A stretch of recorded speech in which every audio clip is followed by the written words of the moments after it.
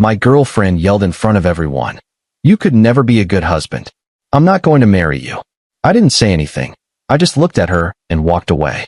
Later that night, I suddenly got a message from her friend. "Do you even know what happened after you left?" I'm 29, and until 3 weeks ago, I thought I had my life figured out. I'd been with Sarah for almost 4 years. We met at a mutual friend's birthday party, hit it off immediately, and within 6 months we were living together. She was a paralegal at a mid-sized firm downtown. I work in logistics management. We weren't rich, but we were comfortable. We talked about marriage. We'd even looked at rings together last Christmas. She'd pointed out this elegant sapphire one at a jeweler in the mall, and I'd secretly gone back 2 days later to ask about financing options. The night everything blew up was supposed to be celebratory. My cousin Marcus was throwing an engagement party at his place. Nice house in the suburbs, professionally landscaped yard, about 40 people there. Sarah had been acting weird all week, distant and snippy, but I chalked it up to work stress. She'd mentioned her boss was being difficult about some case deadlines, and she'd been staying late at the office 3 or 4 nights that week. I'd even offered to bring her dinner one of those nights, but she'd said no, that she'd just grab something from the deli downstairs. We arrived around 7. The party was already in full swing, music playing from outdoor speakers, people clustered in groups around the patio and living room. I was talking with Marcus and a few of my friends near the kitchen island when Sarah walked up with a drink in her hand. Her face was flushed, and I could tell she'd already had at least 2 glasses of wine. Maybe 3. "Can we talk?" she said, but her tone wasn't quiet or private. It was loud enough that Marcus stopped mid-sentence and looked at her. "Sure, what's up?" I kept my voice calm, trying to steer this toward something normal. "I'm serious. We need to talk about us." I glanced around. People were starting to look. Marcus's fiancée, Jennifer, was watching from across the room with a concerned expression. "Okay, let's go outside." "No." She cut me off, her voice getting louder. "I'm tired of pretending. You know what? I don't think this is going to work." My stomach dropped. The music suddenly felt too loud. "Sarah, this isn't the place. You could never be a good husband. I'm not going to marry you." The room went completely silent. Every single person was staring at us. I felt my face go hot, my hands clench involuntarily, but I kept my expression as neutral as I could manage.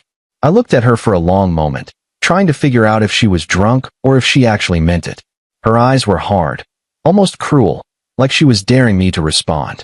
I didn't recognize the person standing in front of me. I didn't say a word. I just turned around, grabbed my jacket from the chair by the door, and walked out the front door. Behind me, I heard someone say, "What just happened?" And then the murmur of voices starting up again, but quieter, gossipy. I drove home in complete silence. No music, no phone calls. Just the sound of my own breathing and the hum of the engine. My hands were shaking on the steering wheel. When I got back to our apartment, I sat on the couch in the dark for maybe an hour, just staring at nothing. The streetlight outside cast shadows across the wall. I kept replaying the scene in my head, trying to understand what I'd missed, what I'd done wrong. Then my phone buzzed. It was a text from Rachel, one of Sarah's close friends from college. "Do you even know what happened after you left?" I stared at the message for a minute before typing back, "What?" 3 dots appeared immediately. Then, "Can I call you?" "Yeah." My phone rang 5 seconds later. "Hey," Rachel said, and her voice sounded strained, like she'd been crying or was about to. "I don't even know how to say this, but you need to know. After you left, Sarah completely broke down. She started crying and saying she didn't mean it, that she was just scared. But that's not the worst part." "What's the worst part?" My voice sounded hollow even to my own ears. Rachel hesitated. I could hear party noise in the background, people talking, glasses clinking. Marcus's brother, Jake, was there. "You know Jake, right?" I did.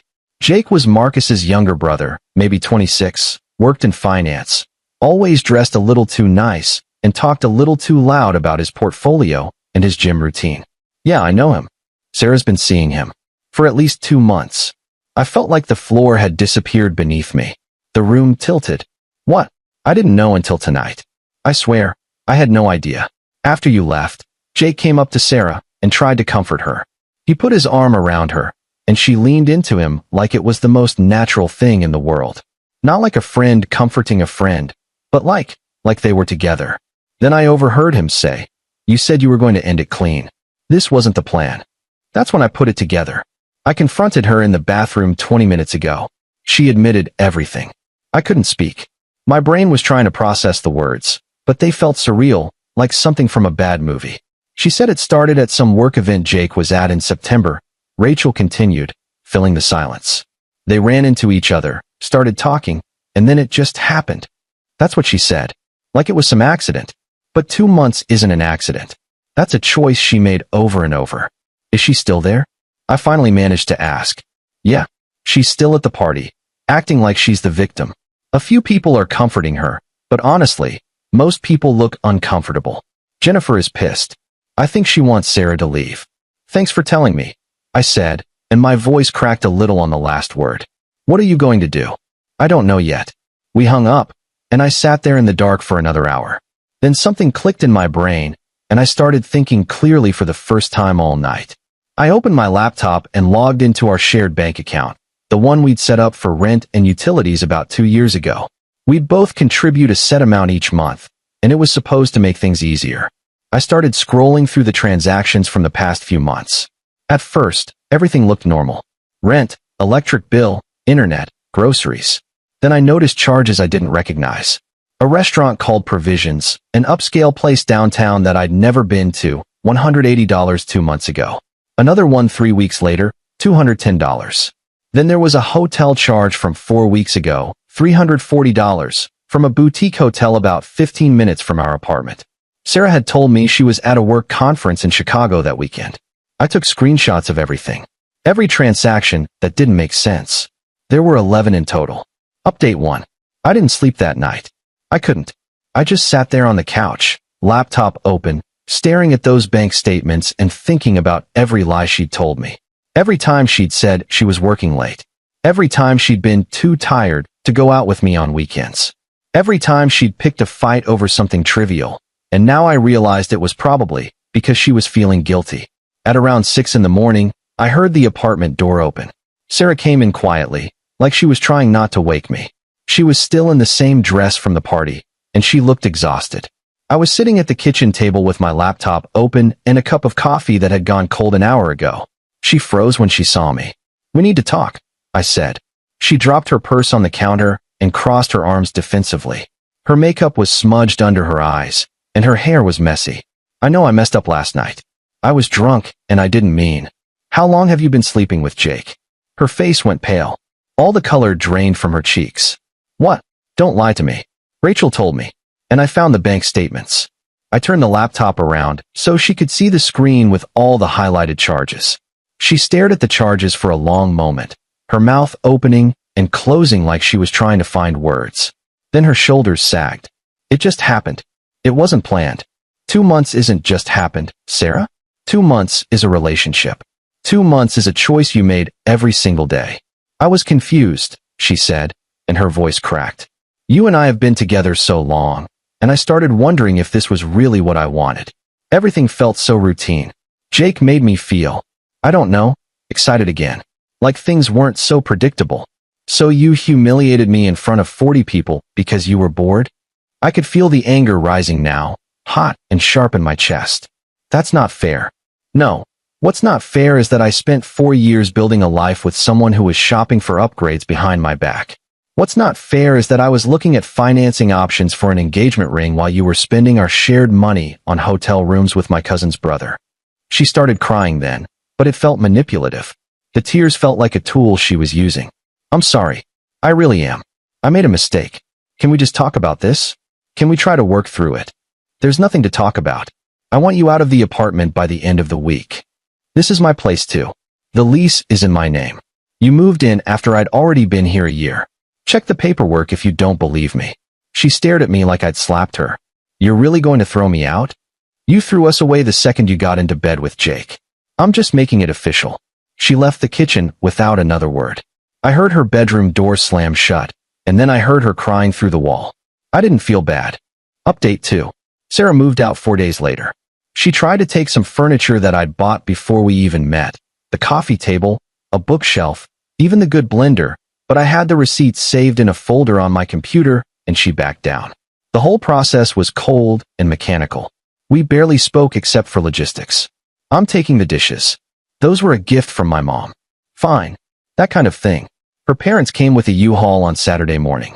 Her dad wouldn't look at me, and her mom gave me this pitying look like I was the one who'd messed up. I didn't bother explaining anything to them. Jake, on the other hand, tried to reach out. He sent me a long text message 2 days after Sarah moved out, apologizing, saying he never meant for things to go this far, and that he respected me too much to let this ruin my relationship with Marcus. The text was 5 paragraphs long, full of phrases like, "I take full responsibility," and "I hope we can move past this eventually." I didn't respond. I deleted it and blocked his number. 2 days later, Marcus called me. "I heard what happened," he said. "Jake told me his side, but I wanted to hear yours." I gave him the full story. Every detail. The public humiliation, the affair, the bank statements, the hotel charges, the lies. Marcus listened without interrupting. Marcus was quiet for a long time after I finished. Then he said, "I'm sorry, man.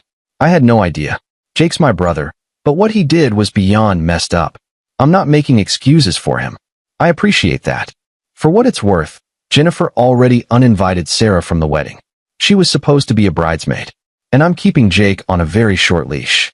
He's not in the wedding party anymore either. Jennifer wanted him completely uninvited, but he's still my brother, so he can come to the ceremony, and that's it. No reception. That gave me some small satisfaction, but it didn't fix the betrayal. Nothing could fix that. Update 3. About 2 weeks after Sarah moved out, I got a message from her on Instagram. It was long and rambling, basically saying she'd made the biggest mistake of her life and wanted to meet up to talk. She said Jake had turned out to be different than she thought, and that she realized I was the one she actually wanted to be with. She said she'd been foolish and impulsive, and that what we had was real. I didn't even open the message fully.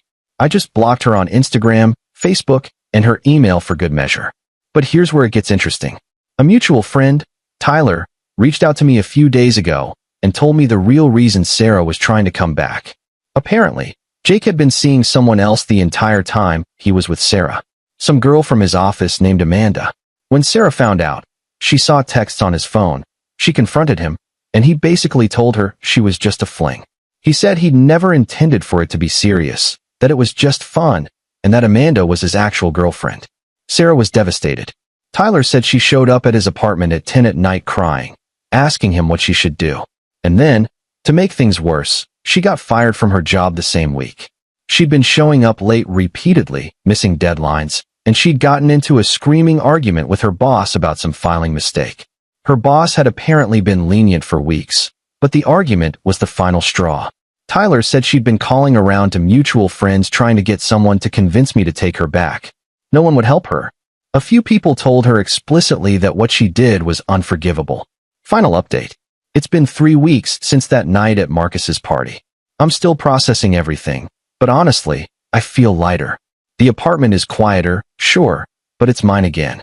I rearranged the furniture, got rid of anything that reminded me of her, threw out pictures, donated some books she'd left behind, even replaced the sheets on the bed. I started going to the gym in the mornings before work, and I've been reading more. Little things that make me feel like I'm reclaiming my life. Marcus and I are still close. His wedding is in 2 months, and I'm still invited. I'm even back in the wedding party as a groomsman. Jake won't be at the reception. Marcus held firm on that.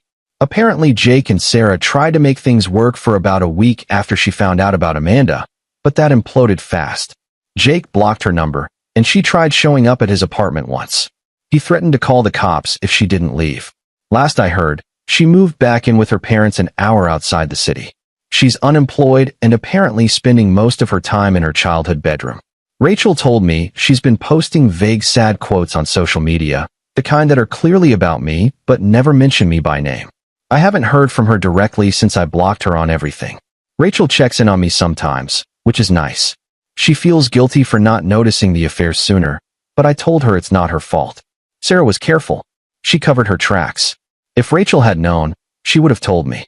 I'm not dating anyone right now. I'm not ready. But I'm also not bitter. I'm just relieved. Relieved I found out before I actually married her. Relieved I didn't waste another 4 years. Relieved I didn't propose with that sapphire ring and then discover all of this a year into a marriage. Relieved I walked away when I did, with my dignity intact. Sometimes I think about that moment at the party when she yelled at me in front of everyone. At the time, it felt like the worst moment of my life. Now I realize it was a gift. She showed me exactly who she was, and I got to walk away before I was legally or financially tied to her forever. Edit 1. A few people have asked if I ever confronted Jake directly. I didn't. He's not worth my energy, and anything I said to him would have just been for my own ego. The way I see it, he has to live with being the kind of person who does that to someone. That's punishment enough. Edit 2. Someone DM'd me asking if I ever got an actual apology from Sarah beyond that Instagram message. No. The Instagram message was just her trying to get me back because her backup plan fell through. That's not an apology. That's desperation. Edit 3. For everyone asking about the ring, I never bought it. I was planning to propose this Christmas. Dodge that bullet.